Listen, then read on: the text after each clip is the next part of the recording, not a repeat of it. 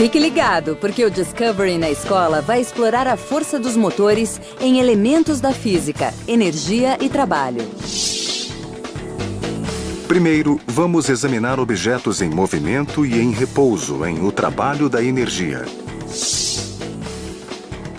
Depois, vamos descobrir o que é potencial e o que é cinética em energia à nossa volta. Em seguida, vamos ver o que os cientistas usam para entender o comportamento e as leis da energia. Finalmente, fique sob o capô de carros novos e antigos para descobrir como a ciência pode torná-los mais eficientes em carros, energia e movimento. A energia por trás de tudo. A seguir.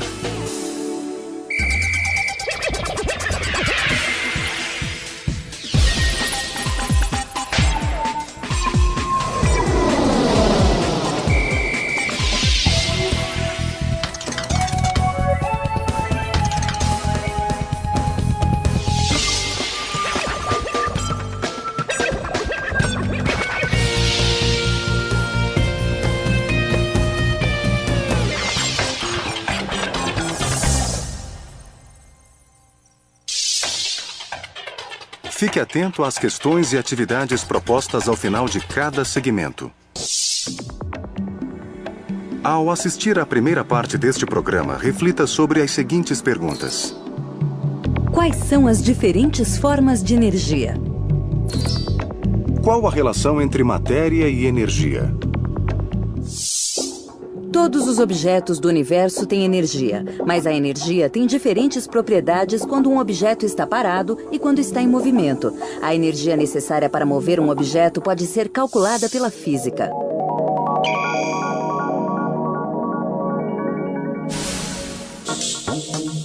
No sistema natural do universo, matéria e energia não podem ser criadas ou destruídas. A quantidade total de energia permanece constante. No entanto, átomos e partículas podem ser rearranjados para gerar diferentes formas de matéria, e a energia pode mudar de uma forma para outra. A matéria pode se transformar em energia e vice-versa. Energia é a capacidade de produzir mudança, e o trabalho é a transferência de energia através do movimento. De acordo com a física, este homem tem energia, mas ela não está em trabalho. O trabalho envolve uma força aplicada a um objeto para movê-lo a uma certa distância na direção da força. Este homem só realiza trabalho quando move os pesos. Ele aplica forças com seus braços para movimentar os pesos a uma certa distância. Isto é expressado pela fórmula W é igual a F vezes X. Para calcular o trabalho realizado ou a quantidade total de energia despendida, multiplicamos a força F pela distância X. O fluxo de água em uma roda d'água também é uma forma de trabalho. A energia da água que flui movimenta a roda a uma certa distância. Se a água parasse, nenhum trabalho seria realizado. A unidade usada para medir a força é chamada Newton. E a unidade de energia é o Joule. A distância é medida em metros. Se um carro se desloca 100 metros usando 9.000 newtons de força, quanto trabalho é realizado? É só multiplicar a força pela distância. 9.000 vezes 100, que é igual a 900.000 joules de energia. Uma pessoa que corresse esta mesma distância com 700 newtons de força usaria muito menos energia, cerca de 70.000 joules por 100 metros. Se um carro não se movimenta, ele não realiza um trabalho. Ele tem energia, mas é um tipo de energia diferente daquela que ele tem quando se move. Energia cinética é a energia de objetos em movimento. Tanto corredores quanto carros em movimento têm energia cinética, porque eles estão se deslocando. A energia de um objeto em repouso é chamada de energia potencial. A gasolina em um carro estacionado tem energia potencial. O motor do carro converte a energia potencial da gasolina em energia cinética para poder mover o carro. A água que fica contida por uma barragem tem uma enorme quantidade de energia potencial. Quando a gravidade empurra a água através da barragem, a energia potencial se transforma em energia cinética. Uma montanha-russa é um bom exemplo da diferença entre energia cinética e potencial. Um carrinho parado no alto de uma montanha-russa tem apenas energia potencial. À medida que ele desce pelo trilho, a energia potencial se transforma em energia cinética. Embora energia e trabalho estejam relacionados, um objeto tem energia mesmo quando não está trabalhando. Quando ele não está em movimento, não está realizando trabalho, então ele tem energia potencial. Quando está em movimento, ele tem energia cinética, mas pode não estar realizando um trabalho. Parado ou em movimento, tudo à nossa volta tem energia. Você sabia? Montanhas russas aplicam as propriedades das energias potencial e cinética, mas os físicos também observam muitas outras propriedades: gravidade, velocidade, aceleração, movimento de projétil, aceleração centrípeta e fricção também são levados em consideração para que a viagem seja segura e você seja mantido em seu assento. A vida na Terra depende do uso da energia. Nós nos deparamos com a energia diariamente, mas nem sempre da mesma forma. Há muitas formas diferentes de energia e cada uma tem propriedades específicas.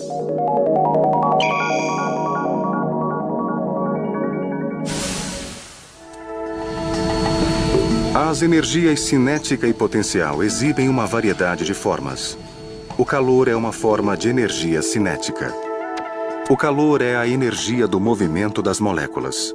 O movimento indica que o calor é uma forma de energia cinética. As moléculas de um objeto quente se movem rapidamente e em direções aleatórias, enquanto as moléculas de um objeto frio se movem mais vagarosamente. A força da fricção sempre gera calor como subproduto. Quando um prego é batido numa tábua, a energia é transferida do martelo para o prego. Parte dela é perdida com o calor na fricção. A energia do calor pode ser um problema na indústria moderna. Sempre ocorre fricção entre partes que se movem e isso gera calor. Muito calor pode danificar as máquinas e atrapalhar seu funcionamento. O calor é o movimento aleatório de partículas, mas a energia sonora vibra moléculas em padrões de onda específicos. O som é outra forma de energia cinética porque envolve movimento. As cordas de um violão vibram rapidamente, movendo as moléculas de ar ao seu redor e fazendo com que o ar também vibre. Camadas sucessivas de moléculas vibram quando a energia sonora sai das cordas através das moléculas do ar. É assim que a energia sonora é transferida do ar para suas orelhas, onde receptores registram as vibrações e enviam mensagens para o cérebro.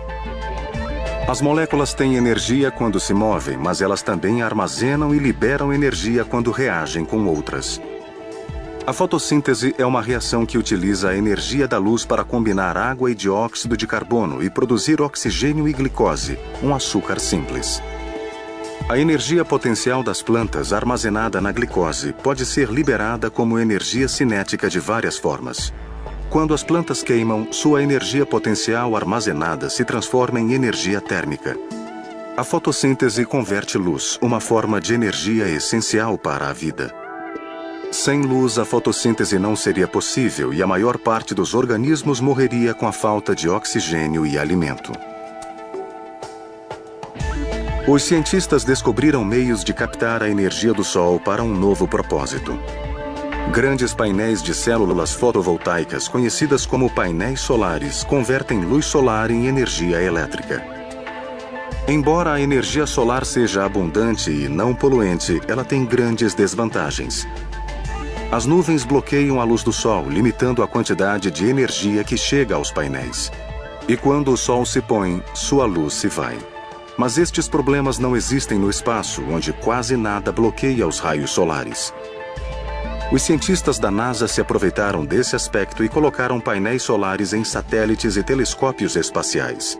Normalmente não há nada obstruindo o alcance do Sol, dando-lhes a energia de que necessitam. A NASA também usa painéis solares em seus veículos de exploração de Marte. Eles funcionam com energia elétrica e não poderiam ser alimentados com combustíveis como a gasolina, porque seria impossível reabastecê-los em Marte. Os painéis solares mantêm os veículos funcionando sem que haja a necessidade de utilizar combustíveis como fonte de energia. A luz é uma forma de radiação eletromagnética, ou seja, é uma energia liberada por partículas eletricamente carregadas que estão acelerando ou mudando seu movimento. Toda a matéria é formada por átomos unidos por cargas elétricas positivas e negativas, e os dois tipos de carga podem aplicar força eletromagnética. Os elétrons que têm carga negativa equilibram os prótons que têm carga positiva, mas os elétrons que pulam de um átomo para outro criam um desequilíbrio. Cargas elétricas podem se formar e se concentrar em grupos de átomos. Uma descarga ocorre quando elétrons pulam para outro átomo para equilibrar seus prótons. A eletricidade estática é a formação de uma carga em um objeto, o que pode resultar em uma descarga elétrica. O relâmpago é uma outra forma de descarga elétrica. Quando a formação de carga é suficientemente grande, a energia é liberada em um brilhante e poderoso raio de luz. A energia elétrica vem dos elétrons que se movem entre diferentes átomos, mas os átomos também têm uma forma de energia em seus núcleos. No núcleo do átomo, prótons e nêutrons são unidos pela força nuclear. Esta união geralmente existe como energia potencial, mas às vezes ela é liberada como energia cinética em uma reação nuclear. No Sol acontecem contínuas reações nucleares. Sob o intenso calor de seu núcleo, dois isótopos de hidrogênio se fundem para produzir um átomo de hélio, que libera uma enorme quantidade de energia. Este processo é a fusão, em que dois pequenos núcleos se fundem para formar outro maior. A fissão é outro tipo de reação nuclear. Na fissão, um núcleo se divide, transformando-se em dois núcleos de elementos menores.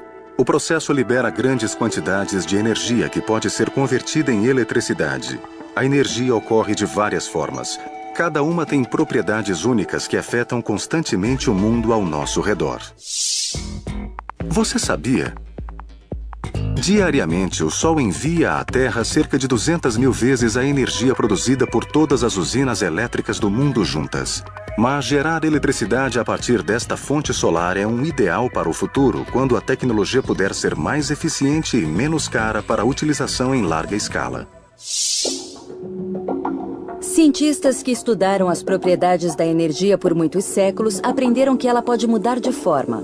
Já chegaram a considerar que matéria e energia eram dois aspectos separados, até que uma teoria mudou tudo.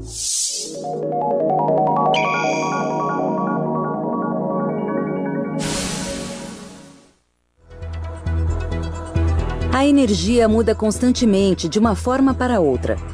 Depois que as ovelhas comem grama, convertem sua energia química quando a digerem e a armazenam como gordura.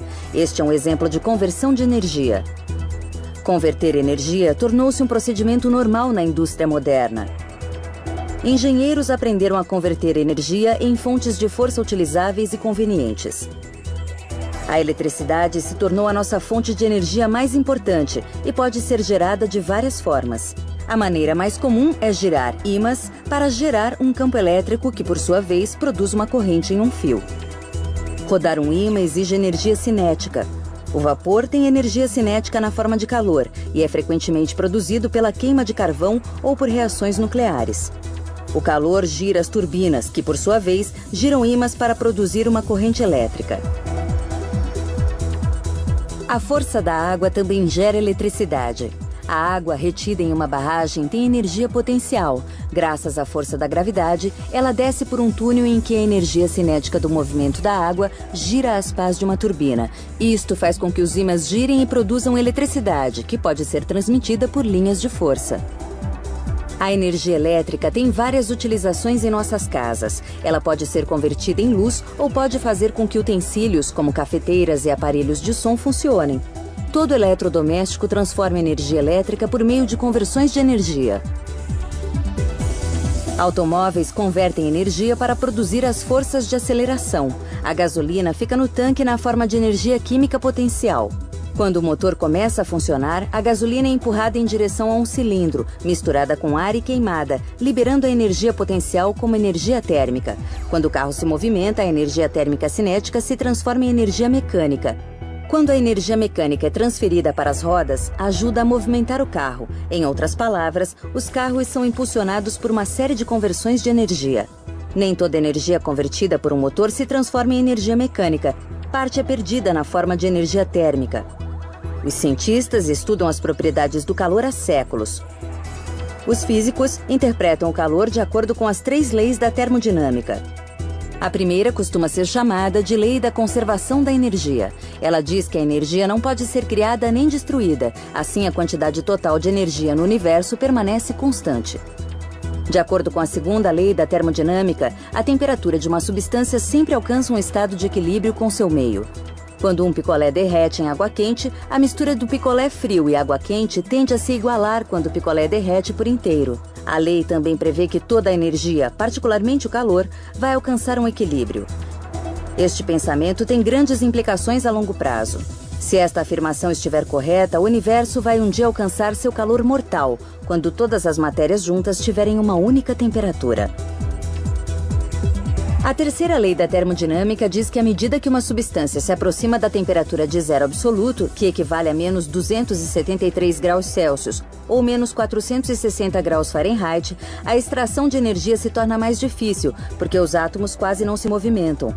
No entanto, os elétrons podem se mover entre os átomos de algumas substâncias em temperaturas próximas ao zero absoluto sem muita resistência, o que torna muito mais fácil transmitir eletricidade. Mas alcançar e manter uma temperatura tão baixa assim é quase impossível em aplicações práticas. A visão científica da energia mudou radicalmente no começo do século XX, quando Albert Einstein invalidou a teoria de que a matéria e a energia eram coisas à parte. Ele fez isto por meio de sua famosa equação E é igual a m vezes c ao quadrado, que afirma que a energia pode ser calculada ao se multiplicar a massa pela velocidade da luz ao quadrado. Einstein mostrou que a massa de matéria comum poderia ser transformada em energia pura em quantidades jamais imaginadas. Esta fórmula revela que matéria e energia são 2 aspectos da mesma coisa. A fórmula de Einstein mudou a forma de se olhar o universo, e a física moderna está em expansão desde então. Você já tem todas as informações. Chegou o momento de esclarecer as dúvidas. Debata os seguintes temas. Quais são as diferentes formas de energia? Qual a relação entre matéria e energia? Tente isto. Faça um esboço da sua cozinha e marque onde as conversões de energia ocorrem. Que tipos de energia estão presentes nessas conversões? Se você quiser aprender mais sobre física e energia, confira os seguintes websites.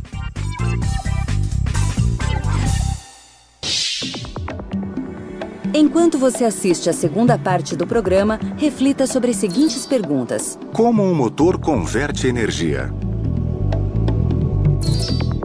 Por que os carros devem ter consumo eficiente de energia?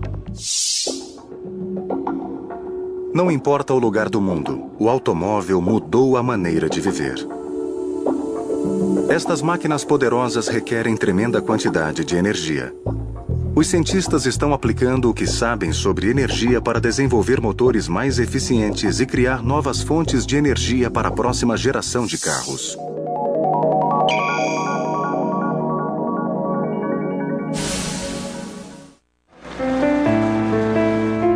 O automóvel é uma máquina complexa que se torna mais complicada a cada ano. Leslie Hazelton é uma escritora fanática por carros que vai contar ao mundo como essas invenções são maravilhosas. Na primeira vez, na minha primeira lição de direção, quando eu tirei o pé da embreagem e pisei no acelerador, aconteceu uma coisa absolutamente mágica. Esta coisa enorme se moveu. Eu fiquei maravilhada. Eu disse, está andando, estou dirigindo.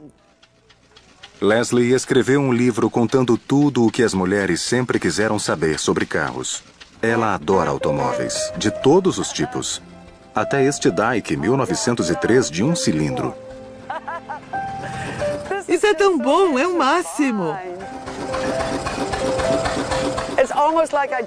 É quase como se eu tivesse inventado o carro. E a ideia de dirigir, você sente de verdade o que era dirigir naqueles dias.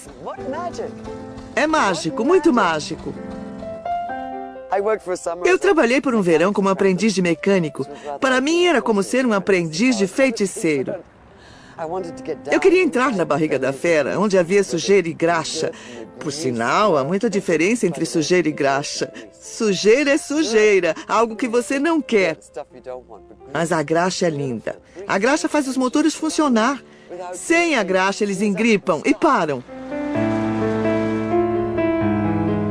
Ela também escreveu um livro sobre a geografia automotiva dos Estados Unidos, citando lugares como Detroit, Los Angeles e Daytona, que resumem a essência do automobilismo. Essa combinação de poder, liberdade e independência é tão sedutora. Eu acho que não existe nada que nos dê isso, do mesmo jeito que os carros dão. Leslie fica tão confortável dirigindo uma limusine quanto andando no banco de trás. É como virar mecânico de verdade e entrar na sujeira debaixo dos carros. Mexer na graxa, fazendo o trabalho você mesmo. Aí é que está o verdadeiro talento artístico, embaixo do capô. Eu acho uma pena, porque metade da população está afastada dessas máquinas, das quais, na verdade, eles incluídos, são tão dependentes. Significa que estamos dirigindo estas máquinas sem saber como elas funcionam. Muita gente não faz ideia do que acontece debaixo de seus capôs. Estou indo para o norte, na 405. Estou indo para o oeste. Para na frente desse aqui. Ela perdeu a força quando eu subi a colina. Eu não faço ideia. Talvez um motor de arranque? Não poderia ser o motor de arranque. É uma peça que não é nova nele. Se fosse o motor de arranque, o carro de Charlotte Yarborough não teria nem ligado.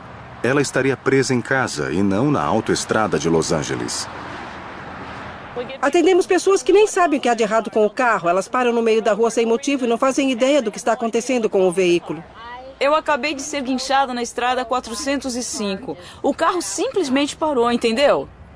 Todos os carros funcionam com o mesmo princípio básico de energia. As pesquisas se concentram na eficiência do consumo de energia. Um aumento de 1% na eficiência permitiria uma economia de centenas de milhões de dólares por ano aos americanos. Motores experimentais a gasolina ajudam os cientistas a melhorar a economia de combustível e controlar a poluição. Deste modo, os pesquisadores esperam descobrir novas maneiras de melhorar nossos motores. Você montou tudo com todos estes espelhos e câmeras, 3 câmeras, incluindo uma câmera de visão noturna. Esse experimento é novo e começou há cerca de 3 anos. O Centro de Pesquisa em Combustão é financiado pelo Departamento de Energia. Ele faz parte dos Laboratórios Nacionais Sandia, em Livermore, estado da Califórnia. Leslie Hazelton está aqui pesquisando. Esta câmera está dirigida para esse espelho que está virado para cima, captando o que acontece. Sempre achei que dá para fazer de tudo com espelhos. A imagem viva do interior de uma máquina é uma ferramenta-chave para os pesquisadores e ilustra alguns dados básicos dos motores. Você pode ver as cabeças das válvulas subindo. A gasolina em estado líquido vai ser inflamada, mas não chega a explodir no cilindro de um motor. Ela precisa ser atomizada e é pulverizada em um fino vapor. A visão da câmera colocada no interior do cilindro mostra a gasolina sendo aspergida diretamente no cilindro. Um injetor controlado por computador toma as medidas e pulveriza o gás. Dentro do cilindro, uma faísca provoca a ignição da mistura. Ela explode, empurrando o pistão para baixo com força.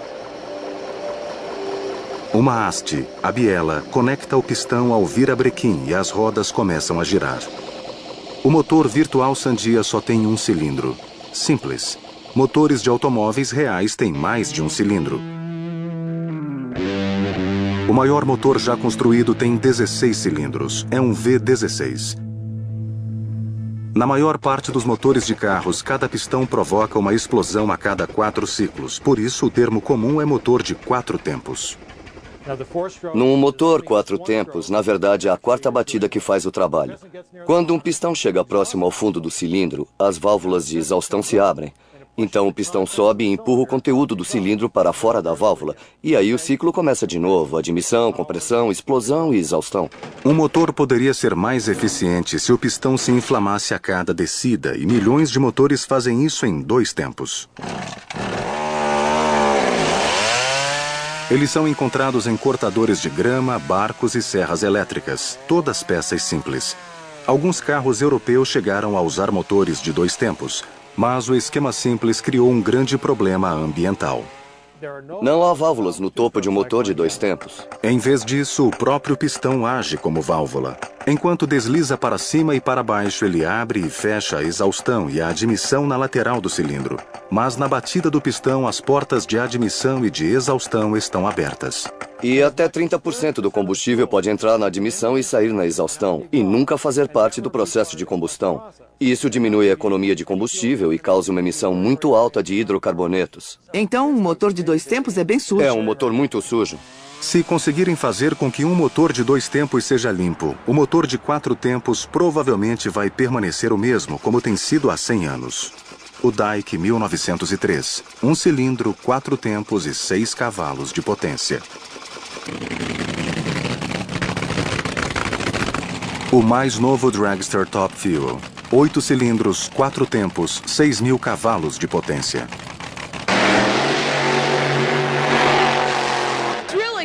É bem relaxante. Quer dizer, as pessoas pensam que é violento, mas não é.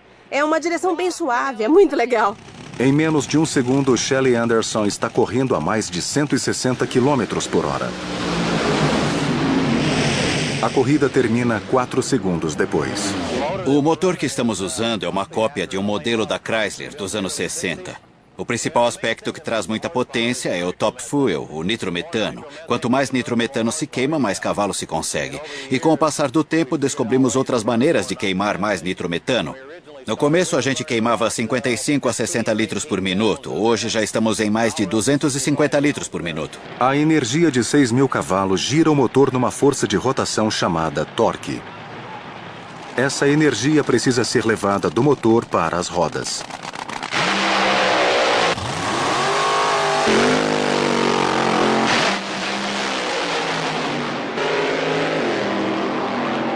As marchas e o câmbio responsáveis por essa função são parte da transmissão do carro. A maioria dos carros vendidos na América do Norte tem transmissão automática. Mesmo sendo um engenheiro, você pode ter vontade de voltar atrás caso venha a abrir uma transmissão.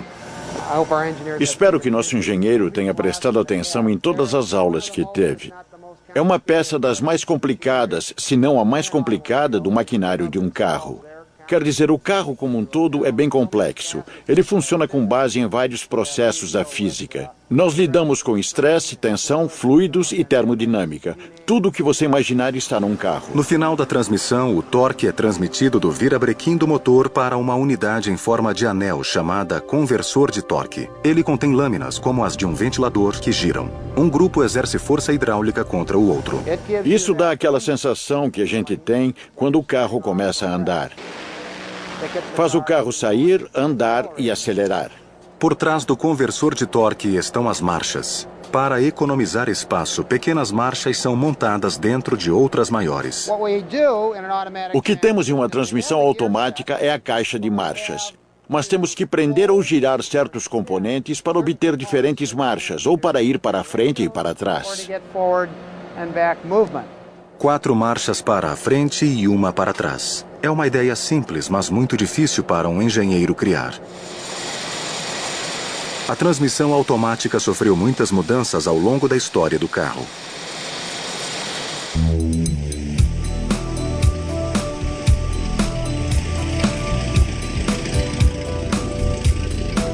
O Stutzberg Cat 1912, um dos primeiros carros esportivos com 2 assentos, indicava possibilidades que seriam alcançadas pelo design automotivo tempos depois.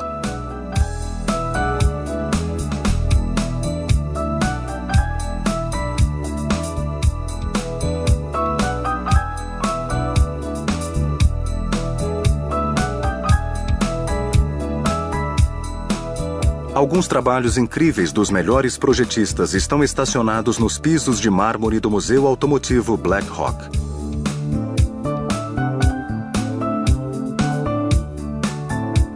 A coleção do Black Hawk inclui o Moors 1902. Seu motor ficava debaixo do banco dianteiro. Havia alguma coisa errada com o Moors. O francês que o projetou ainda estava preso ao passado. Ele não conseguia se livrar da ideia de que os veículos eram puxados por cavalos, como havia acontecido nos 4.000 anos anteriores. Por outro lado, o Old com curvas arrojadas foi um divisor de águas, marcando o florescimento de um design que parecia dizer: esta carruagem não precisa de cavalos.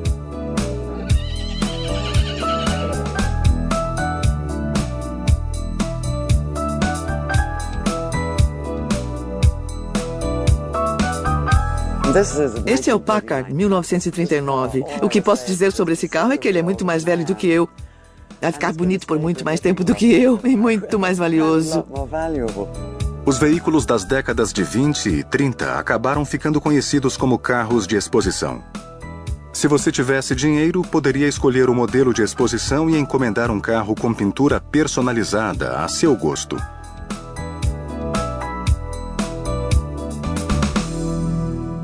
Se você fosse um mecânico, um fazendeiro ou outro trabalhador, compraria um Ford T.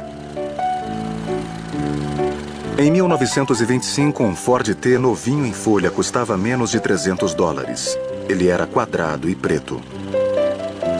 Trabalhadores e mulheres preferiam desenhos mais atraentes e as fábricas de automóveis ficaram felizes em satisfazê-los. Os departamentos de design tornaram-se a chave para a sobrevivência de uma companhia. Então eu pude usar isso a meu favor e, na verdade, desenhar... Bill Porter está aposentado e ensina desenho automotivo. Só um fiozinho, então o segundo... Porque esta linha... Ele ajudou a criar vários Chevys, Pontiacs e Buicks que estiveram nas estradas nos últimos 38 anos. Parece que foram 38 semanas, mas foram 38 anos. O processo de materialização de um conceito ainda fascina Bill Porter. Quando você para e pensa a respeito, o design é talvez o problema mais intrincado e complexo para os projetistas. E, num certo sentido, é nosso problema mais rico.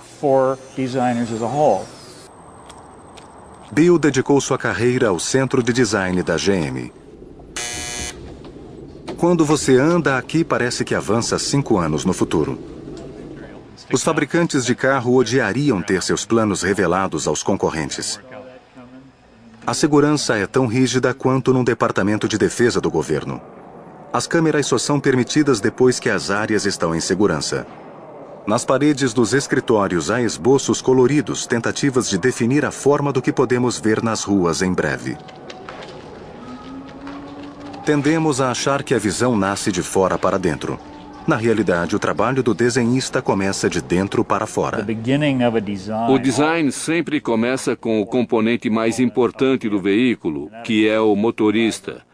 E também os passageiros do veículo. Eles são os componentes mais importantes. O estudo da ergonomia e dos espaços destinados aos motoristas e aos passageiros no interior do carro, como você vê aqui neste desenho, é o que chamamos de package. O interior tem mudado nos últimos anos. As pessoas estão ficando maiores. Eu sou um pouco maior que meu pai. Meu filho é maior do que eu. Eu não sou muito grande, mas a tendência claramente é essa. De fato, existe uma tendência na indústria mundial, eu diria, de fazer o interior maior e o exterior menor. À medida que o desenho toma forma, os membros da equipe e executivos vão querer ver o modelo em tamanho real. O ilustrador Andy Hansel dá vida ao conceito. A ideia é mostrar o conceito. Basicamente, o que vamos fazer é começar com um esboço rápido. É só uma ideia rápida. Então, sobre este desenho de engenharia, vou colar esta fita, que é exatamente 6 vezes mais larga do que o traço do esboço. Posso, de fato, usar esta fita para desenhar, da mesma forma que eu faria com caneta. Depois, eu pego estas linhas que criei e já tenho uma base para começar, para olhar como se fosse a ideia acabada. Em seguida, posso colorir pintando com um aerógrafo. Aí o desenho ganha uma cor. Então, você já pode ficar ao lado do modelo do veículo e ter uma ideia do que ele seria, como se fosse um carro de verdade.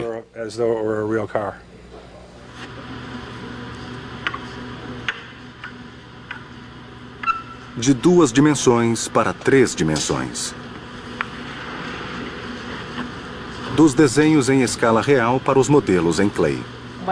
Eu estou nivelando a massa de modelagem. Se você olhar deste ângulo, tem uma irregularidade aqui. Eu estou tentando deixar uma curvatura bem legal.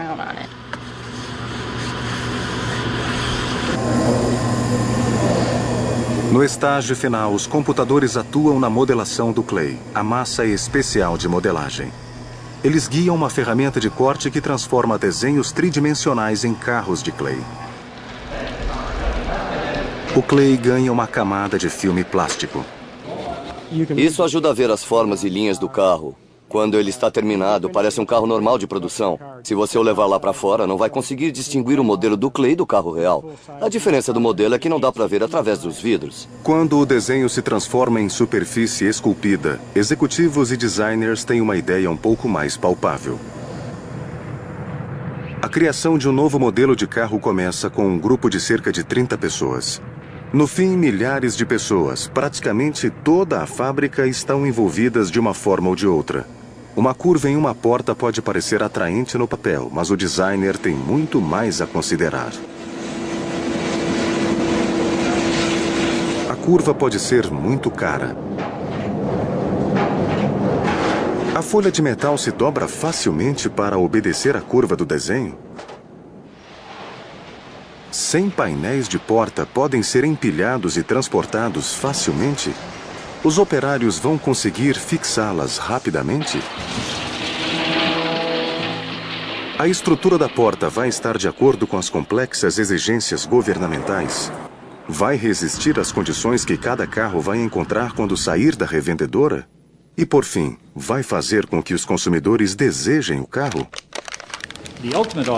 O desenho ideal de automóveis, no meu entender, é uma perfeita fusão de arte e tecnologia. Mas arte e tecnologia, infelizmente, nem sempre se fundem perfeitamente. Acho que é neste ponto que encontramos dificuldade. Toda vez que eu quero recuar aquele para-choque um pouco mais, chega um engenheiro que quer destacar a peça para o carro ficar mais resistente ao choque. Esse tipo de conflito sempre está presente entre o artista e o engenheiro, o designer e o engenheiro. Mas, se ambos entendem o problema, às vezes um deles pode pensar num terceiro modo de fazer as coisas que pode resolver o problema para os dois. E isso se aproxima do meu ideal. Eu adoro essas fusões perfeitas de arte e tecnologia. Infelizmente, algumas vezes elas são raras, mas quando conseguimos é uma grande vitória. Mesclar o trabalho de artistas e engenheiros é mais difícil nas complexas burocracias das grandes montadoras. O que vemos saindo das linhas de montagem são carros que, na verdade, foram desenhados por um comitê. Para acharmos a mais pura criatividade, temos que sair das linhas de montagem e ir para lugares onde o espírito de independência nunca morreu.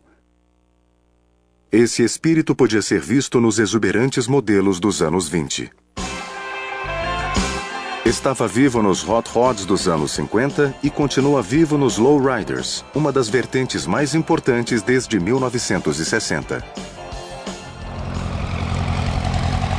Mas sempre achamos o modelo exclusivo. Este foi anunciado como o carro da nova era quando foi criado em 1947. Seria a próxima novidade. Todo mundo gostaria de ter um. Os domingueiros nunca mais seriam os mesmos. Ele seria um conversível. Conversível, mas não no que se refere à capota. É uma invenção mais ambiciosa. O off-road definitivo. Está preso. Preso. Nós temos um avião agora.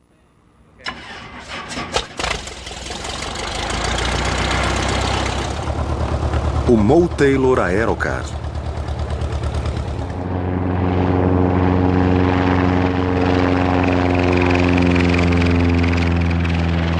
Apenas um protótipo e 4 modelos foram construídos. 50 anos depois, um deles ainda está voando.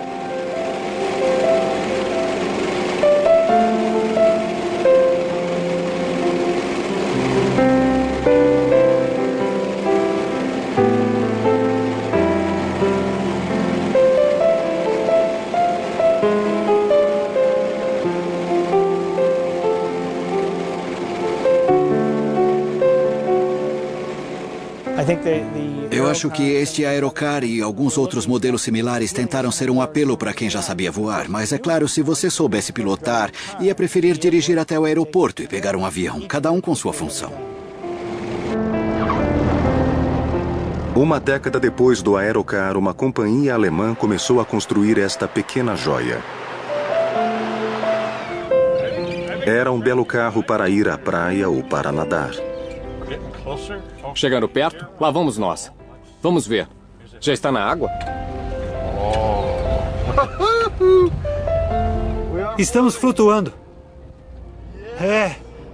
Como sabemos que está funcionando?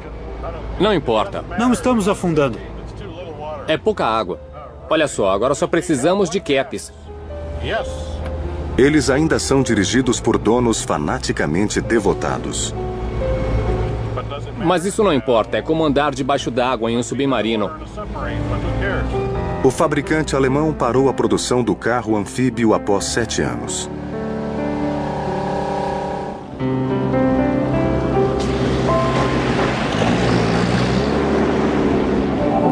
Tanto o carro anfíbio quanto o aerocar foram desenhados no auge da cultura de carros do pós-guerra.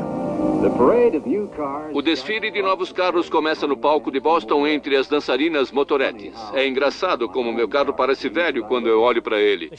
A feira de carros daquela época, da GM, era Motorama, levou alguns carros fantásticos a vários lugares dos Estados Unidos. Eu me lembro de vê-los quando era criança. Eles tinham caravanas enormes que se deslocavam quando havia um show de carros. A julgar pela tremenda quantidade de pessoas, a maioria estava tão ansiosa quanto eu para dar uma espiada nas máquinas que podemos ter no futuro. Para as fábricas de carros, foi um período de otimismo desenfreado. Milhares de visitantes da Motorama se apaixonaram por um sonho, um carro experimental chamado Firebird.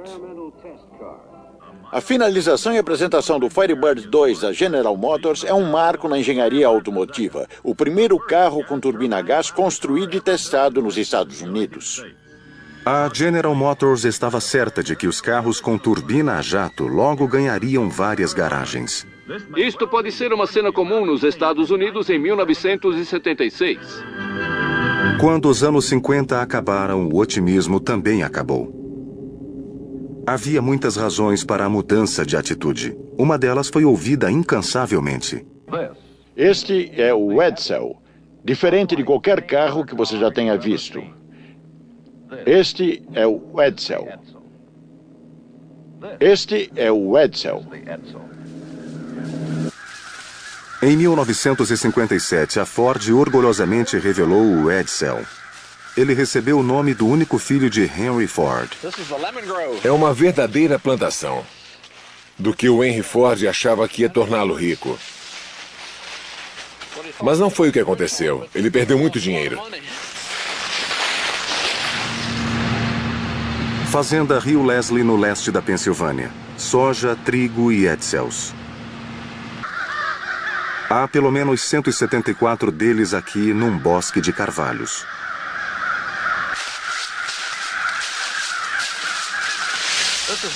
Este é o meu projeto de inverno. No outono, depois que as folhas caem das árvores, ando por aqui e limpo todas as folhas, para não acumular umidade. Alguns deles já estavam muito enferrujados, estavam formando baldes de ferrugem. Os Edsels ficaram no mercado por apenas 3 anos. A mecânica era pobre, ele foi presunçosamente construído e sua grade dianteira não era muito atraente. Alguns a chamavam de colarinho de cavalo, outros de assento de vaso sanitário. O nome Edsel se tornou sinônimo de fracasso nos negócios. O Edsel dá uma boa casa para os animais. O Edsel foi outro tipo de marco na cultura automobilística. O caso de amor dos Estados Unidos pelos carros começou a esfriar. 5 anos mais tarde, em 1965, Ralph Nader entrou em cena com seu livro Inseguro a Qualquer Velocidade. O seu alvo imediato foi o Chevrolet Corvair. A estrutura do Corvair fornece um plausível e instrutivo estudo de caso de subordinação de considerações de segurança pessoal em benefício à segurança do custo financeiro e criatividade dos desenhistas.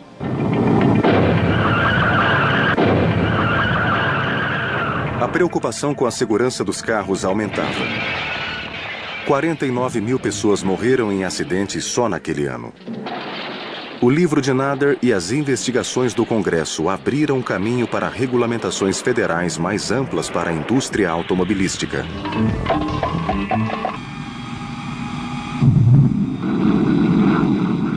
Nos anos 70, a ideia de carros a jato começava a parecer um pouco maluca. E então veio a crise de petróleo da OPEP. Eu me lembro muito bem de ter um carro enorme, beberrão, e de repente correr para uma loja da Toyota para comprar um Celica, como muitas pessoas fizeram. Agora, nos primeiros anos do milênio, há mais automóveis do que nunca. Em todo o mundo, 50 milhões de carros e caminhões surgem a cada ano.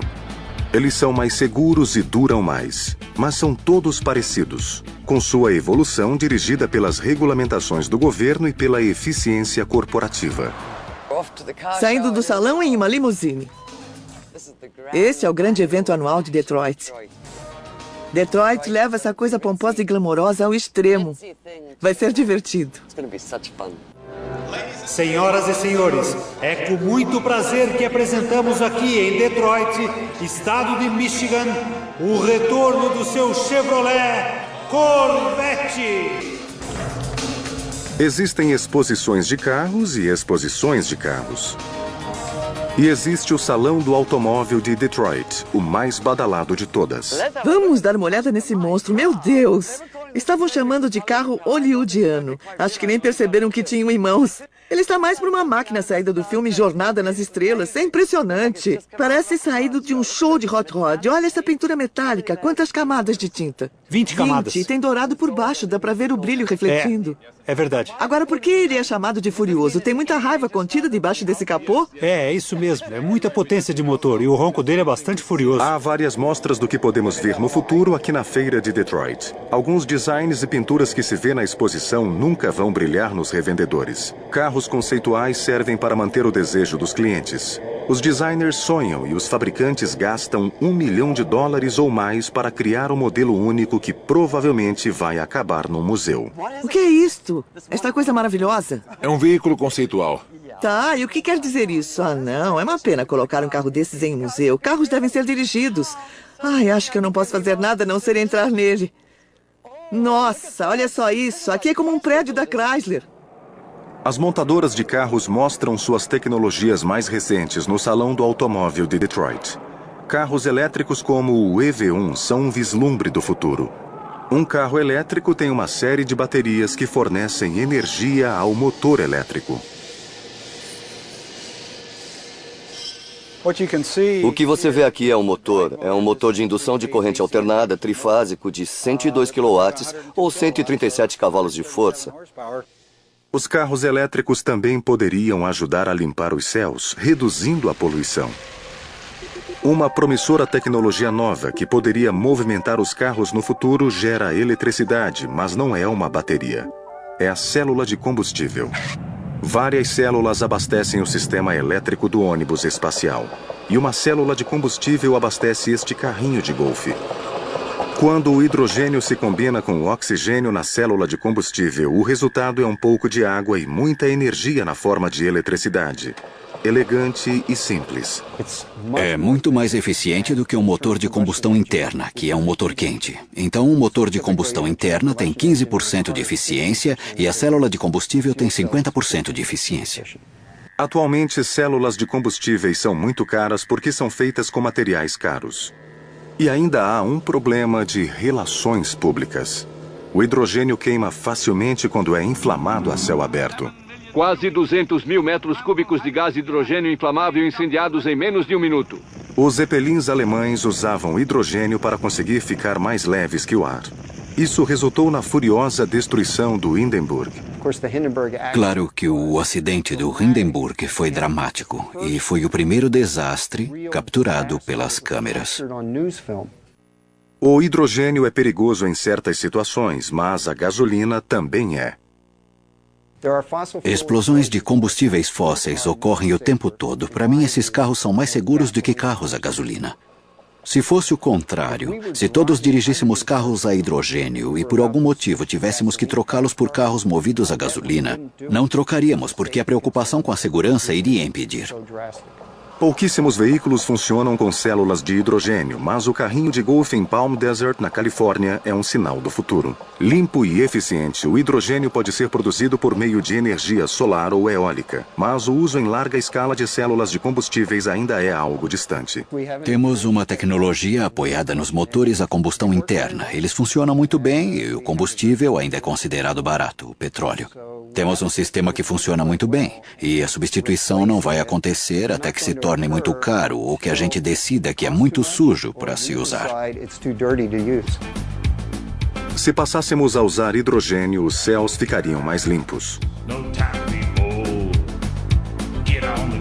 Mas as estradas ainda ficariam congestionadas. Para tornar as estradas mais eficientes, alguns projetistas querem tirar as mãos humanas da direção, deixando-a a cargo de computadores. Demonstrações de carros robô e estradas automatizadas serão o próximo grande passo nos Estados Unidos. Um consórcio entre governo e indústria vem preparando discretamente vários projetos. Recentemente, este carro foi sozinho de Pittsburgh até a cidade de Washington. Câmeras e computadores viam e reagiam às faixas brancas das estradas.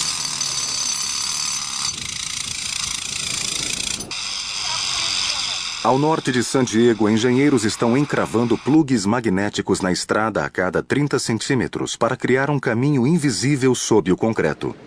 Este caminho vai guiar carros de pesquisa equipados com sensores por mais de 12 quilômetros. Estamos tentando criar sistemas que permitam que os veículos se locomovam sozinhos para fornecer ao dono um motorista automático e eletrônico. Debaixo de cada para-choque do carro, instalamos 3 magnetômetros que medem o campo magnético dos ímãs e calculam onde o carro está em relação ao centro da pista de rolamento. Você deve ter notado uma semelhança interessante nestes testes preliminares. Os motoristas preferiam manter suas mãos próximas ao volante. Eles não confiam no computador. É claro que existe uma grande diferença quando você passa para o controle totalmente automático. Na primeira vez que alguém faz isso, precisa de um pouco de tempo para se acostumar, mas depois é fácil. Do mesmo jeito que as pessoas se acostumaram com elevadores que elas mesmas operam. Carros robô, um sonho muito antigo. E agora um teste do Firebird 3 com sistema de direção automática. Há mais de 40 anos, o Firebird, equipado com uma turbina, foi criado para seguir uma fita magnética na estrada. Este pode ser o controle de carros do futuro. Os projetistas imaginam pequenos grupos de carros unidos, chamados de pelotão, seguindo em fila e em alta velocidade pelas estradas. Radares evitariam que este pelotão se desalinhasse. Mas podemos ficar confortáveis andando por aí com nossas direções e freios sendo comandados por chips de silicone?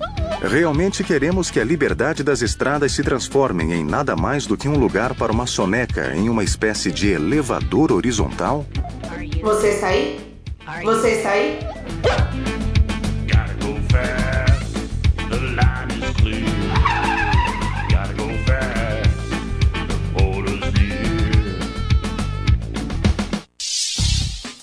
Você já tem todas as informações. Chegou o momento de esclarecer as dúvidas. Debata os seguintes temas. Como um motor converte energia? Por que os carros devem ter consumo eficiente de energia? Tente isto. Crie um comercial para um carro com uma nova tecnologia de energia eficiente. Como você convenceria o público de que o uso eficiente de energia é importante? Esperamos que você tenha gostado desta viagem do Discovery na Escola pela Energia e Trabalho. Se quiser aprender mais sobre o funcionamento dos carros e como eles poderão ser no futuro, confira os seguintes websites.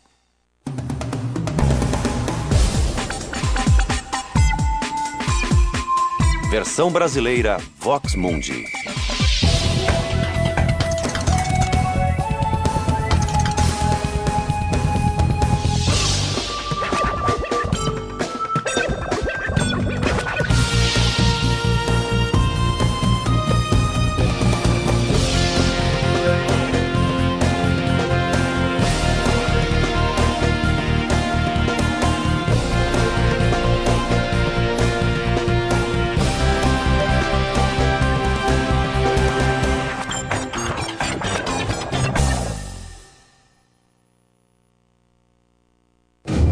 mesma distância com 700 newtons de força, usaria muito menos energia, cerca de 70 mil joules por 100 metros. Se um carro não se movimenta, ele não realiza um trabalho. Ele tem energia, mas é um tipo de energia diferente daquela que ele tem quando se move. Energia cinética é a energia de objetos em movimento. Tanto corredores quanto carros em movimento têm energia cinética, porque eles estão se deslocando. A energia de um objeto em repouso é chamada de energia potencial. A gasolina em um carro estacionado tem energia potencial. O motor do carro converte a energia potencial da gasolina em energia cinética para poder mover o carro. A água que fica contida por uma barragem tem uma enorme quantidade de energia potencial. Quando a gravidade empurra a água através da barragem, a energia potencial se transforma em energia cinética. Uma montanha-russa é um bom exemplo da diferença entre energia cinética e potencial. Um carrinho parado no alto de uma montanha-russa tem apenas energia potencial. À medida que ele desce pelo trilho, a energia potencial se transforma em energia cinética. Embora energia e trabalho estejam relacionados, um objeto tem energia mesmo quando não está trabalhando. Quando ele não está em movimento, não está realizando trabalho, então ele tem energia potencial. Quando está em movimento, ele tem energia cinética, mas pode não estar realizando um trabalho. Parado ou em movimento, tudo à nossa volta tem energia. Você sabia? Montanhas russas aplicam as propriedades das energias potencial e cinética, mas os físicos também observam muitas outras propriedades: gravidade, velocidade, aceleração, movimento de projétil, aceleração centrípeta e fricção também são levados em consideração para que a viagem seja segura e você seja mantido em seu assento. A vida na Terra depende do uso da energia. Nós nos deparamos com a energia diariamente, mas nem sempre da mesma forma. Há muitas formas diferentes de energia e cada uma tem propriedades específicas.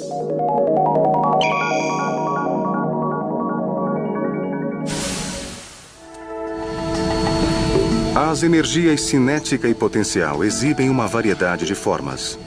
O calor é uma forma de energia cinética. O calor é a energia do movimento das moléculas. O movimento indica que o calor é uma forma de energia cinética. As moléculas de um objeto quente se movem rapidamente e em direções aleatórias, enquanto as moléculas de um objeto frio se movem mais vagarosamente. Rock.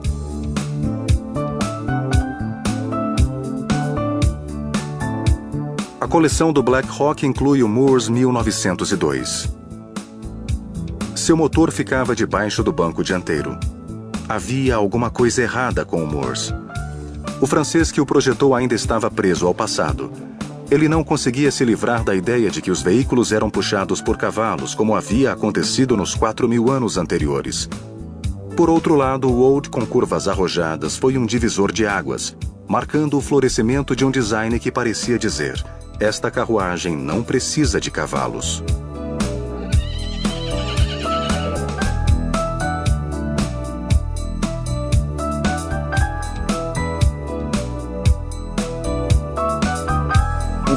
Este é o Packard 1939. O que posso dizer sobre esse carro é que ele é muito mais velho do que eu. Vai ficar bonito por muito mais tempo do que eu e muito mais valioso. Os veículos das décadas de 20 e 30 acabaram ficando conhecidos como carros de exposição. Se você tivesse dinheiro, poderia escolher o modelo de exposição e encomendar um carro com pintura personalizada a seu gosto.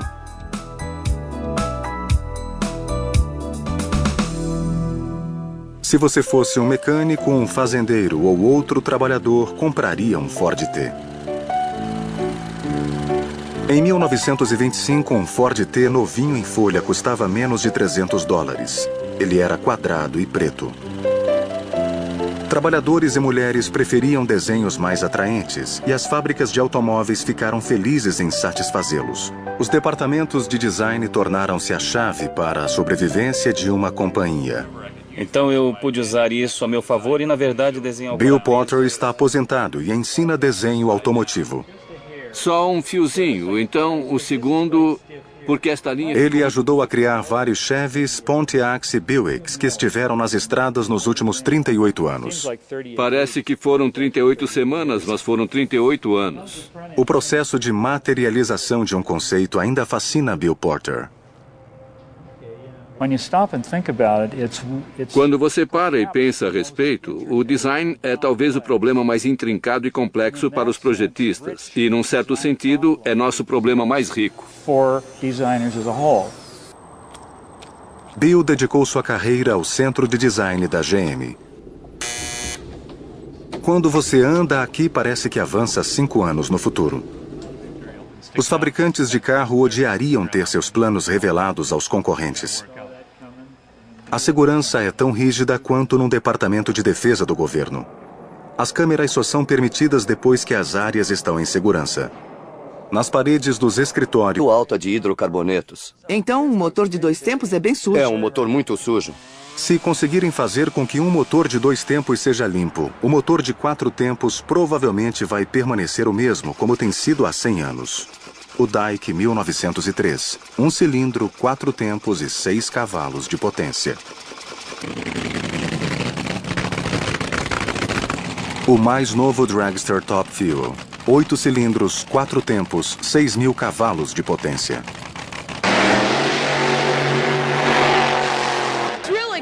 É bem relaxante. Quer dizer, as pessoas pensam que é violento, mas não é.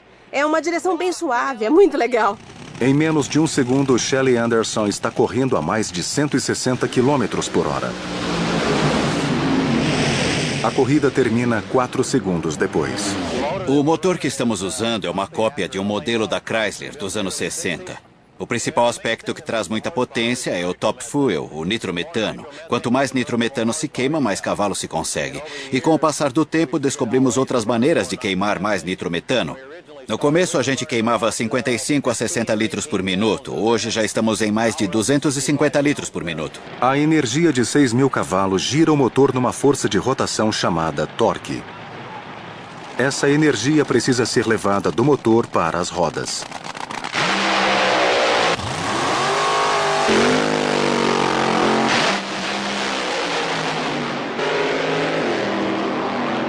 As marchas e o câmbio responsáveis por essa função são parte da transmissão do carro.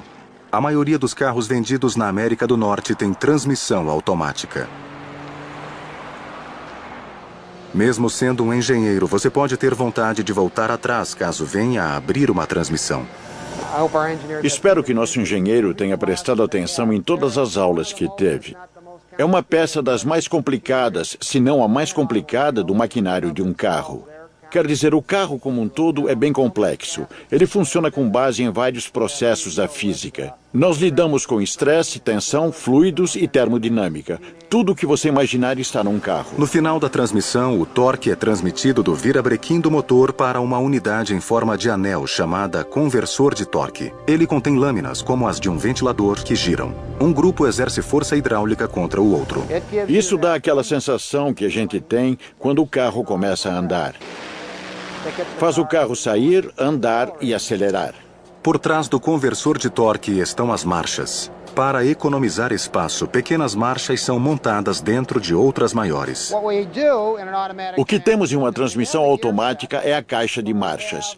Mas temos que prender ou girar certos componentes para obter diferentes marchas, ou para ir para frente e para trás. De Detroit. Carros elétricos como o EV1 são um vislumbre do futuro. Um carro elétrico tem uma série de baterias que fornecem energia ao motor elétrico.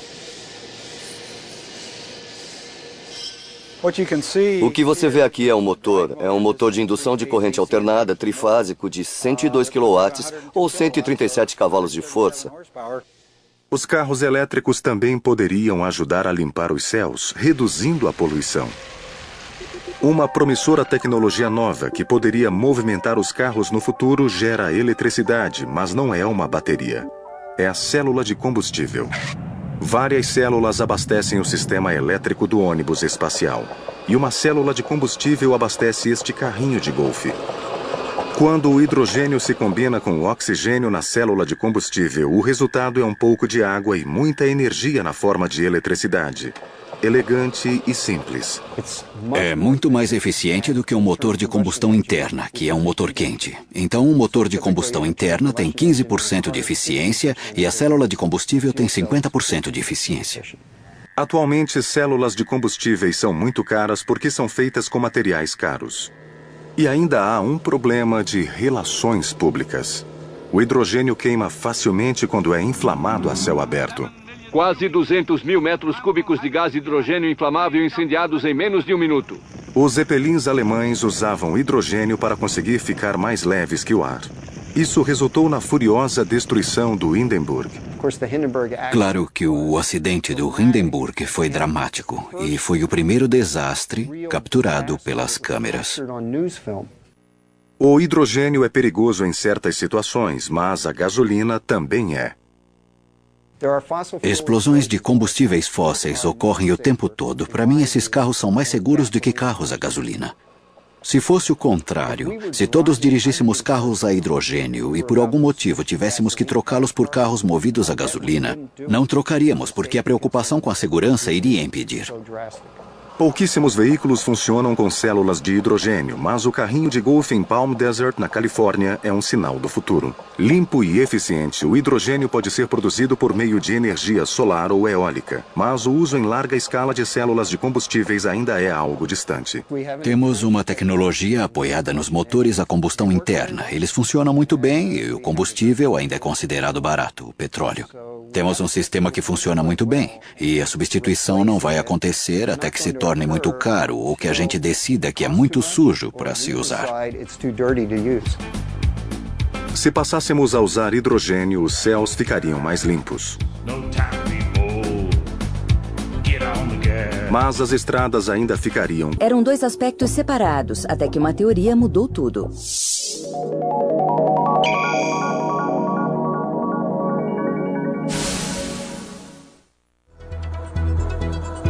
A energia muda constantemente de uma forma para outra. Depois que as ovelhas comem grama, convertem sua energia química quando a digerem e a armazenam como gordura. Este é um exemplo de conversão de energia.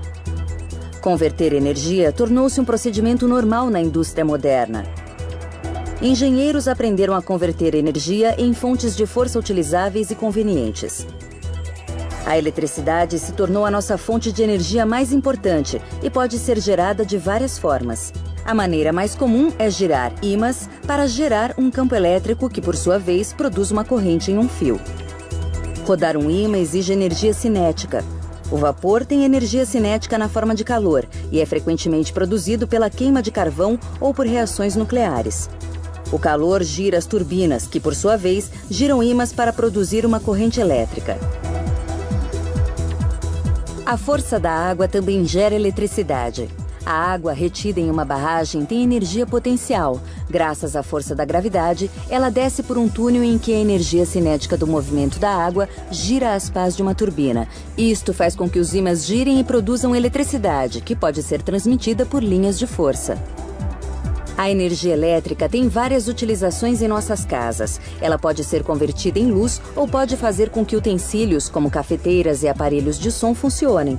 Todo eletrodoméstico transforma energia elétrica por meio de conversões de energia. Automóveis convertem energia para produzir as forças de aceleração. A gasolina fica no tanque na forma de energia química potencial. Quando o motor começa a funcionar, a gasolina é empurrada em direção a um cilindro, misturada com ar e queimada, liberando a energia potencial como energia térmica. Quando o carro se movimenta, a energia térmica cinética se transforma em energia mecânica. Quando a energia mecânica é transferida para as rodas, ajuda a movimentar o carro. Em outras palavras, os carros são impulsionados por uma série de conversões de energia. Nem toda energia convertida por um motor se transforma em energia mecânica. Parte é perdida na forma de energia térmica. Os cientistas estudam as propriedades do calor há séculos. Os físicos interpretam o calor de acordo com as 3 leis da termodinâmica. A primeira costuma ser chamada de lei da conservação da energia. Ela diz que a energia não pode ser criada nem destruída. Assim, a quantidade total de energia no universo permanece constante. De acordo com a segunda lei da termodinâmica, a temperatura de uma substância sempre alcança um estado de equilíbrio com seu meio. Quando um picolé derrete em água quente, a mistura do picolé frio e água quente tende a se igualar quando o picolé derrete por inteiro. Tem 7 cavalos de força. Os carros elétricos também poderiam ajudar a limpar os céus, reduzindo a poluição.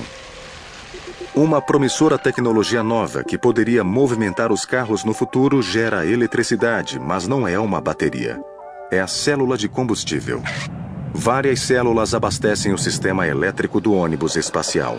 E uma célula de combustível abastece este carrinho de golfe. Quando o hidrogênio se combina com o oxigênio na célula de combustível, o resultado é um pouco de água e muita energia na forma de eletricidade. Elegante e simples.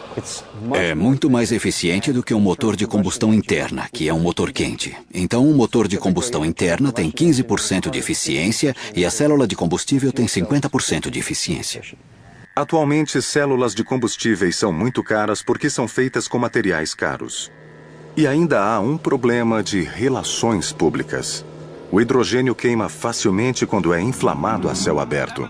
Quase 200 mil metros cúbicos de gás hidrogênio inflamável incendiados em menos de 1 minuto.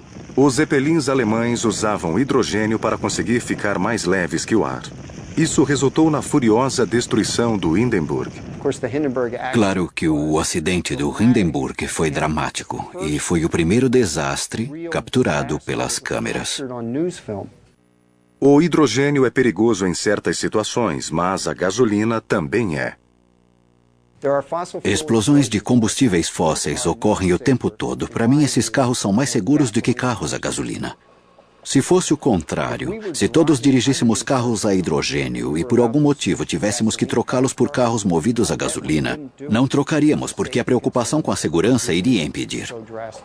Pouquíssimos veículos funcionam com células de hidrogênio, mas o carrinho de golfe em Palm Desert, na Califórnia, é um sinal do futuro. Limpo e eficiente, o hidrogênio pode ser produzido por meio de energia solar ou eólica, mas o uso em larga escala de células de combustíveis ainda é algo distante. Temos uma tecnologia apoiada nos motores a combustão interna. Eles funcionam muito bem e o combustível ainda é considerado barato, o petróleo. Temos um sistema que funciona muito bem e a substituição não vai acontecer até que se torne muito caro ou que a gente decida que é muito sujo para se usar. Se passássemos a usar hidrogênio, os céus ficariam mais limpos. Mas as estradas ainda ficariam congestionadas. Para tornar as estradas mais eficientes, alguns projetistas querem tirar as mãos humanas da direção, deixando-a a cargo de computadores. Demonstrações de carros robô e estradas automatizadas serão o próximo grande passo nos Estados Unidos. Um consórcio entre governo e indústria vem preparando em mais de um cilindro. O maior motor já construído tem 16 cilindros. É um V16. Na maior parte dos motores de carros, cada pistão provoca uma explosão a cada 4 ciclos. Por isso, o termo comum é motor de 4 tempos. Num motor 4 tempos, na verdade, é a quarta batida que faz o trabalho. Quando um pistão chega próximo ao fundo do cilindro, as válvulas de exaustão se abrem. Então o pistão sobe e empurra o conteúdo do cilindro para fora da válvula. E aí o ciclo começa de novo, admissão, compressão, explosão e exaustão. Um motor poderia ser mais eficiente se o pistão se inflamasse a cada descida, e milhões de motores fazem isso em 2 tempos. Eles são encontrados em cortadores de grama, barcos e serras elétricas, todas peças simples. Alguns carros europeus chegaram a usar motores de 2 tempos. Mas o esquema simples criou um grande problema ambiental. Não há válvulas no topo de um motor de 2 tempos. Em vez disso, o próprio pistão age como válvula. Enquanto desliza para cima e para baixo, ele abre e fecha a exaustão e a admissão na lateral do cilindro. Mas na batida do pistão, as portas de admissão e de exaustão estão abertas.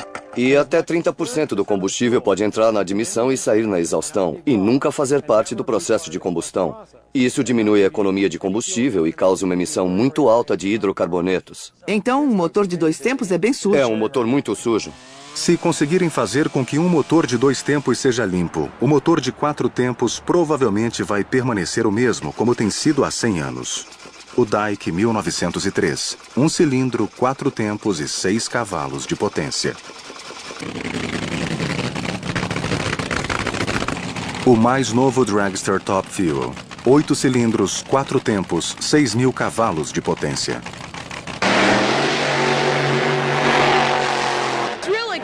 É bem relaxante. Quer dizer, as pessoas pensam que é violento, mas não é. É uma direção bem suave, é muito legal.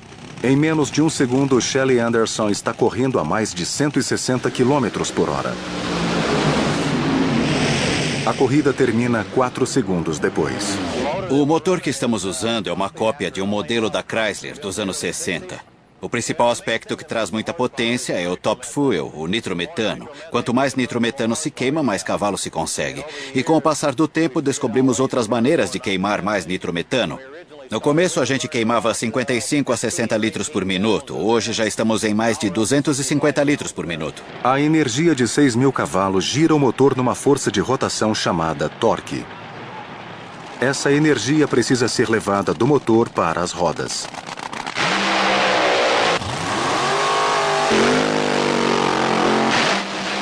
Quer dizer, o carro como um todo é bem complexo. Ele funciona com base em vários processos da física. Nós lidamos com estresse, tensão, fluidos e termodinâmica. Tudo o que você imaginar está num carro. No final da transmissão, o torque é transmitido do virabrequim do motor para uma unidade em forma de anel chamada conversor de torque. Ele contém lâminas, como as de um ventilador, que giram. Um grupo exerce força hidráulica contra o outro. Isso dá aquela sensação que a gente tem quando o carro começa a andar. Faz o carro sair, andar e acelerar. Por trás do conversor de torque estão as marchas. Para economizar espaço, pequenas marchas são montadas dentro de outras maiores. O que temos em uma transmissão automática é a caixa de marchas. Mas temos que prender ou girar certos componentes para obter diferentes marchas, ou para ir para frente e para trás. 4 marchas para a frente e uma para trás. É uma ideia simples, mas muito difícil para um engenheiro criar. A transmissão automática sofreu muitas mudanças ao longo da história do carro.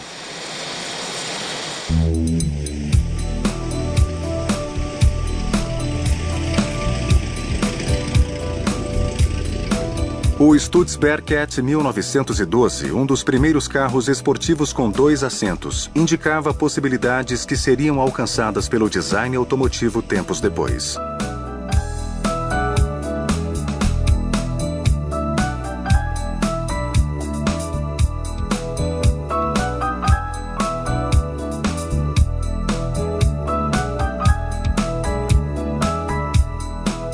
Alguns trabalhos incríveis dos melhores projetistas estão estacionados nos pisos de mármore do Museu Automotivo Black Hawk.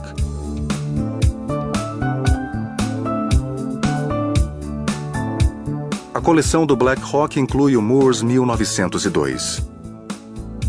Seu motor ficava debaixo do banco dianteiro. Havia alguma coisa errada com o Moors. O francês que o projetou ainda estava preso ao passado. Ele não conseguia se livrar da ideia de que os veículos eram puxados por cavalos, como havia acontecido nos 4.000 anos anteriores. Por outro lado, o Old com curvas arrojadas foi um divisor de águas, marcando o florescimento de um design que parecia dizer: esta carruagem não precisa de cavalos.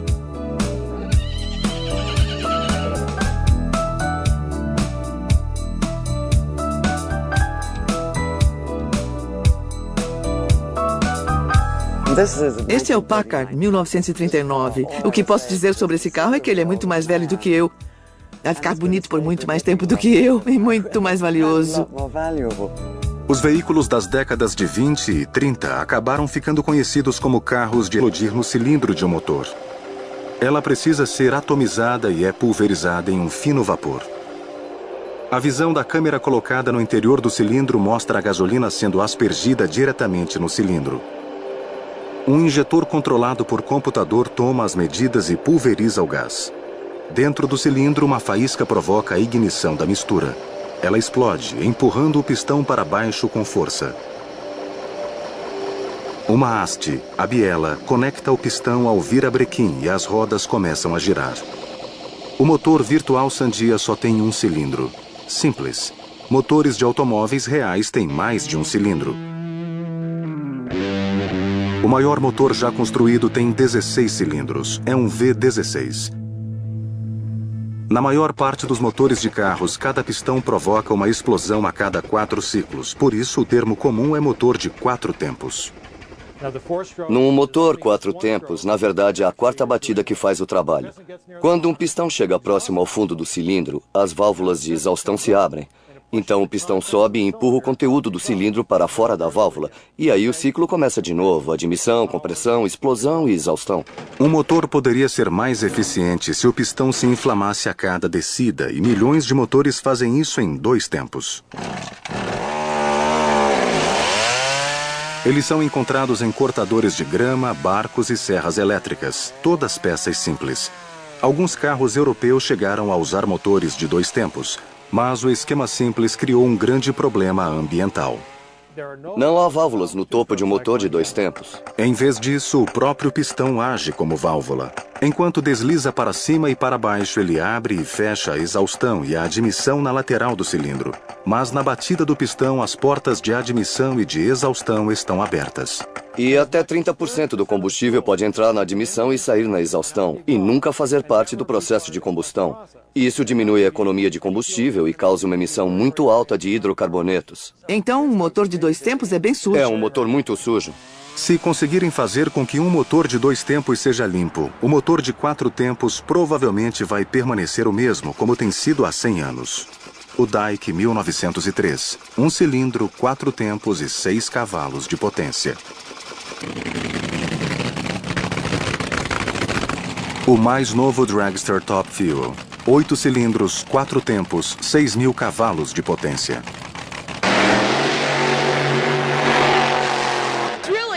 É bem relaxante. Quer dizer, as pessoas pensam que é violento, mas não é. É uma direção bem suave, é muito legal. Em menos de 1 segundo, Shelley Anderson está correndo a mais de 160 km por hora. A corrida termina 4 segundos depois.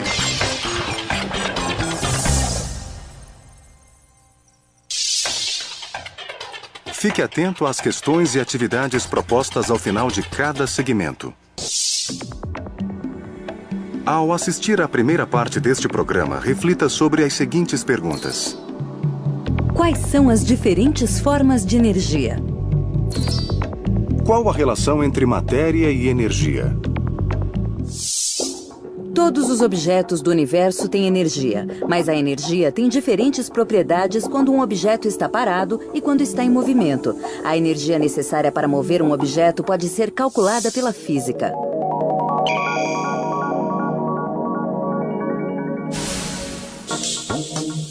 No sistema natural do universo, matéria e energia não podem ser criadas ou destruídas. A quantidade total de energia permanece constante. No entanto, átomos e partículas podem ser rearranjados para gerar diferentes formas de matéria, e a energia pode mudar de uma forma para outra. A matéria pode se transformar em energia e vice-versa. Energia é a capacidade de produzir mudança, e o trabalho é a transferência de energia através do movimento. De acordo com a física, este homem tem energia, mas ela não está em trabalho. O trabalho envolve uma força aplicada a um objeto para movê-lo a uma certa distância na direção da força. Este homem só realiza trabalho quando move os pesos. Ele aplica forças com seus braços para movimentar os pesos a uma certa distância. Isto é expressado pela fórmula W é igual a F vezes X. Para calcular o trabalho realizado ou a quantidade total de energia despendida, multiplicamos a força F pela distância X. O fluxo de água em uma roda d'água também é uma forma de trabalho. A energia da água que flui movimenta a roda a uma certa distância. Se a água parasse, nenhum trabalho seria realizado. A unidade usada para medir a força é chamada Newton. E a unidade de energia é o Joule. A distância é medida em metros. Se um carro se desloca 100 metros usando 9.000 newtons de força, quanto trabalho é realizado? É só multiplicar a força pela distância. 9.000 vezes 100, que é igual a 900.000 joules de energia. Uma pessoa que corresse esta mesma distância com 700 newtons de força usaria muito menos energia, cerca de 70.000 joules por 100 metros. Se um carro não se movimenta, ele não realiza um trabalho. Ele tem energia, mas é um tipo de energia diferente daquela que ele tem quando se move. Energia cinética é a energia de objetos em movimento. Tanto corredores quanto carros em movimento têm energia cinética, porque eles estão se deslocando. A energia de um objeto em repouso é chamada de energia potencial. Matéria e energia eram coisas à parte.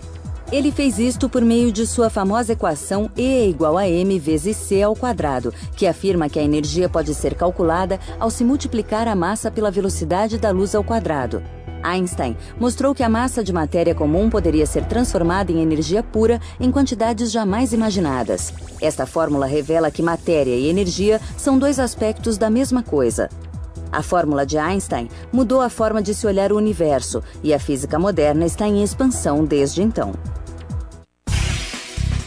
Você já tem todas as informações. Chegou o momento de esclarecer as dúvidas. Debata os seguintes temas. Quais são as diferentes formas de energia? Qual a relação entre matéria e energia? Tente isto. Faça um esboço da sua cozinha e marque onde as conversões de energia ocorrem. Que tipos de energia estão presentes nessas conversões? Se você quiser aprender mais sobre física e energia, confira os seguintes websites.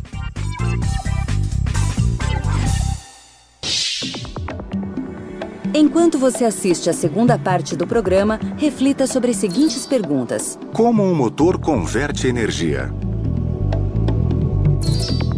Por que os carros devem ter consumo eficiente de energia? Não importa o lugar do mundo, o automóvel mudou a maneira de viver. Estas máquinas poderosas requerem tremenda quantidade de energia. Os cientistas estão aplicando o que sabem sobre energia para desenvolver motores mais eficientes e criar novas fontes de energia para a próxima geração de carros.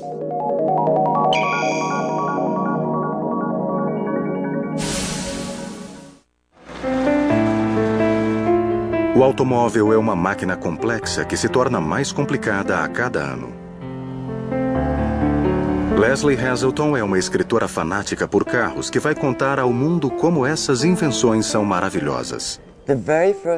Na primeira vez, na minha primeira lição de direção, quando eu tirei o pé da embreagem e pisei no acelerador, aconteceu uma coisa absolutamente mágica. Esta coisa enorme se moveu. Eu fiquei maravilhada. Eu disse, está andando, estou dirigindo. Leslie escreveu um livro contando tudo o que as mulheres sempre quiseram saber sobre carros. Ela adora automóveis, de todos os tipos. Até este Dyke 1903 de 1 cilindro. Isso é tão bom, é o máximo. É quase como se eu tivesse inventado o carro. E a ideia de dirigir, você sente de verdade o que... Debata os seguintes temas. Quais são as diferentes formas de energia? Qual a relação entre matéria e energia? Tente isto. Faça um esboço da sua cozinha e marque onde as conversões de energia ocorrem.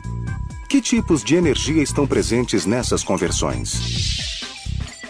Se você quiser aprender mais sobre física e energia, confira os seguintes websites.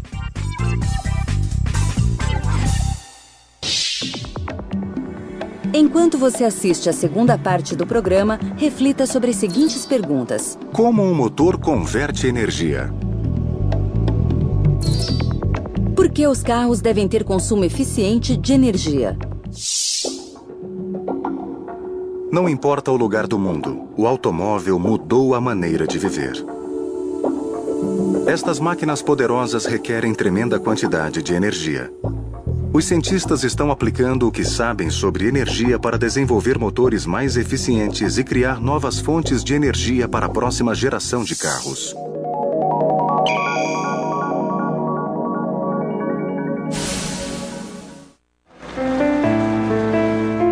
O automóvel é uma máquina complexa que se torna mais complicada a cada ano. Leslie Hazelton é uma escritora fanática por carros que vai contar ao mundo como essas invenções são maravilhosas. Na primeira vez, na minha primeira lição de direção, quando eu tirei o pé da embreagem e pisei no acelerador, aconteceu uma coisa absolutamente mágica. Esta coisa enorme se moveu. Eu fiquei maravilhada. Eu disse, está andando, estou dirigindo. Leslie escreveu um livro contando tudo o que as mulheres sempre quiseram saber sobre carros. Ela adora automóveis, de todos os tipos. Até este Dike 1903 de 1 cilindro. Isso é tão bom, é o máximo. É quase como se eu tivesse inventado o carro. E a ideia de dirigir, você sente de verdade o que era dirigir naqueles dias. É mágico, muito mágico. Eu trabalhei por um verão como aprendiz de mecânico. Para mim era como ser um aprendiz de feiticeiro.